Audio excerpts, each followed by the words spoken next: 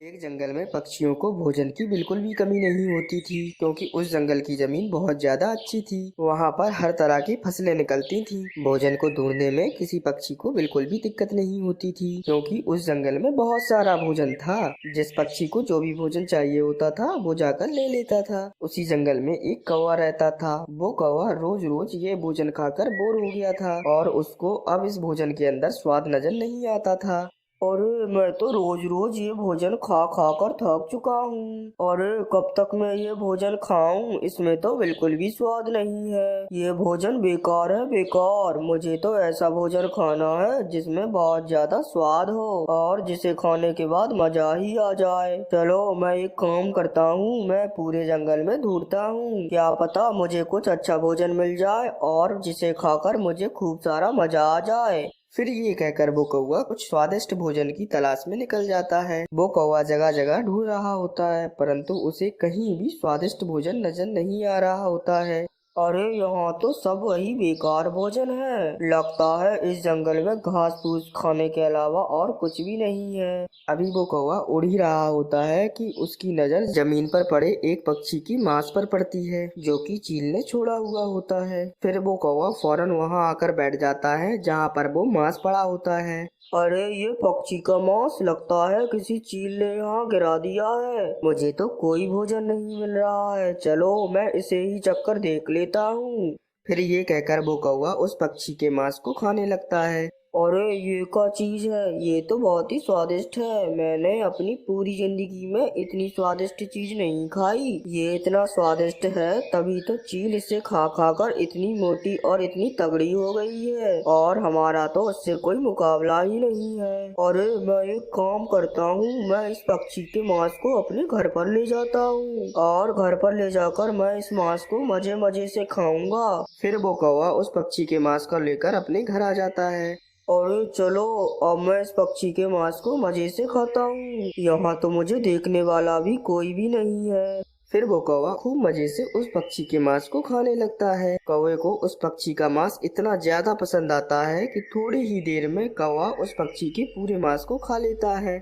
अरे वाह, मजा ही आ गया। मैंने तो अपनी पूरी जिंदगी में इतना स्वादिष्ट भोजन कभी भी नहीं खाया। बस अब तो ठीक है, अब ये मैं बेकार भोजन नहीं खाऊंगा बल्कि इसकी बजाय मैं पक्षियों का मांस ही खाऊंगा। रात को जब सभी पक्षी सो जाएंगे तब मैं जाकर उनके पक्षियों को उठाकर अपने घर पर ले आऊंगा और घर पर लाकर उन पक्षियों का सारा मांस खा जाऊंगा। फिर वो कौवा अपने विचार के अनुसार ऐसा ही करता है और जब तमाम पक्षी सो जाते हैं तो वो कौवा एक तोते के घर पे जाता है। अरे ये तोता तो मजे से सो रहा है। चलो मैं अपना काम करता हूँ और इसके छोटे से बच्चे को पकड़कर अपने घर ले जाता हूँ। फिर वो कौवा बिल्कुल भी देरी नहीं करता और उस तोते के बच्चे को लेकर अपने घर आ जाता है। अरे अब मजा आएगा, अब मुझे फिर से एक बार स्वादिष्ट भोजन खाने को मिलेगा। अरे कौआ अंकल, आप मुझे यहाँ पर क्यों लेकर आए हो? मैं तो अपने घर में सुकून से सो रहा था।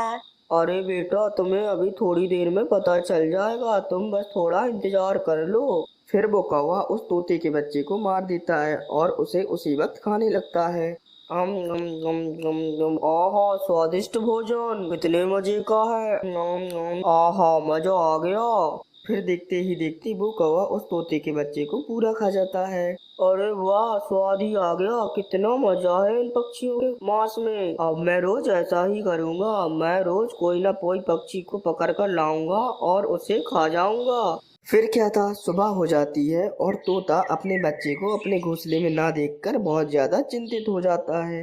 अरे मेरा बेटा कहाँ चला गया? रात को तो मैंने यहीं पर सुलाया था। वो तोता अपने बच्चे को घोंसले में ना देखकर बहुत ज्यादा चिंतित हो जाता है। अरे मैं एक काम करता हूँ, मैं तमाम पक्षियों से जाकर पूछता हूँ, हो सकता है उन्होंने मेरे बच्चे को कहीं ना कहीं देखा हो। फिर वो तोता सभी पक्षियों के पास आकर बैठ जाता है और उनसे पूछता है। अरे पक्षियों, क्या आपने मेरे बेटे टीनू को कहीं देखा है? वो कल रात से ही घर पर नहीं है। अरे क्या कह रहे हो, तुम्हारा बेटा कल रात से घर पर नहीं है? क्या वो कहीं बाहर चला गया है? अरे नहीं नहीं कबूतर, कल रात को मैंने उसे अपने घोंसले में ही सुलाया था। फिर मैं सुबह जब उठा तो मैंने देखा अब वो घोंसले में है ही नहीं। अरे ऐसे कैसे हो सकता है? तुम्हें अपने बच्चे की रक्षा करनी चाहिए थी, जबकि तुम तो मजे से सो रहे थे। हो सकता है तुम्हारे बच्चे को कोई चील ले गई हो या फिर कोई जंगली जानवर। अरे ये क्या कह रही हो कबूतर? शुभ शुभ बोलो, मेरा बच्चा बिल्कुल सही सलामत होगा।